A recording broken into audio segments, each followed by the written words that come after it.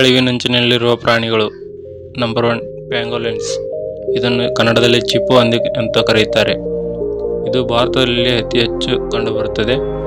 ಇದು ಸರಿಸುಮಾರು 12ರಿಂದ 39 ಇಂಚು ಗಾತ್ರವನ್ನು ಹೊಂದಿದೆ. ಇದು ಬೇರೆ ಜೀವಿಗಳಿಂದ ರಕ್ಷಣೆ ಪಡೆಯಲು ಬಲಿಷ್ಠ ಶೆಲ್ಗಳನ್ನು ಹೊಂದಿದೆ. ಇದರಲ್ಲಿ ಹಲವಾರು ತಳಿಗಳನ್ನು ನಾವು ಕಾಣಬಹುದು. 2023ರ ವರದಿ ಪ್ರಕಾರ ಇದರಲ್ಲಿ 9 ತಳಿಗಳನ್ನು ಕಾಣಬಹುದು. ಇದು ಒಂದು ಅಳಿವಿನಂಚಿನಲ್ಲಿರುವ ಜೀವಿ. ಇದಕ್ಕೆ ಯಾವುದೇ ರೀತಿಯ ಹಲ್ಲುಗಳು ಇರುವುದಿಲ್ಲ.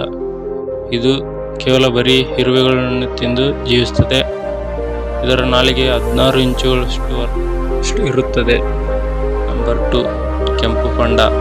ಇದು ನೋಡಲು ಬೆಕ್ಕಿನ ರೀತಿ ಕಂಡರೂ ಇದು ಒಂದು ಕರಡಿ ಜಾತಿಗೆ ಸೇರಿದೆ.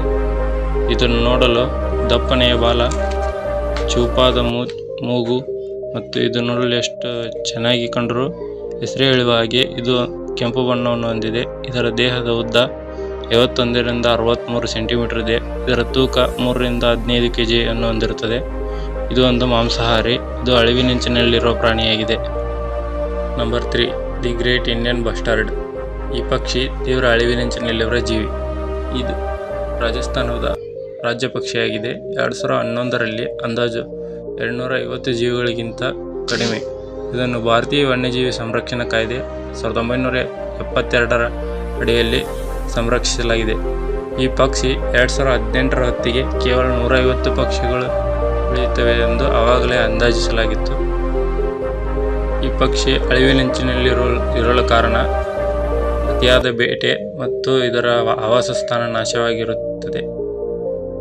4, ಲಯನ್ ಟೈಲ್ಡ್ ಮಕಾಕ್.